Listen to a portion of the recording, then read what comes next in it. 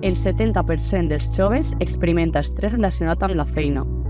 Les baixes per salut mental han augmentat quasi un 120% entre 2016 i 2023.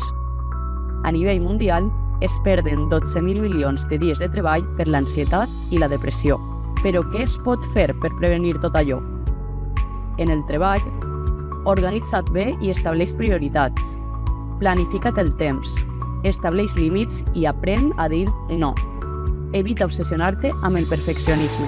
Busca suport i demana ajuda si ho necessites. Informa't sobre els teus drets laborals. Fora del treball, desconnecta fora de l'horari laboral. Dedica temps al teu benestar personal. Alimenta't bé, fes exercici físic, dorm les hores necessàries, disfruta de temps d'oci. Si amb tot allò no és suficient, des del CET et recordem que pots contactar amb el teu tutor o tutora i amb el Departament d'Orientació del centre. Treball i salut mental, un vincle fonamental. 10 d'octubre del 2024, Dia Mundial de la Salut Mental.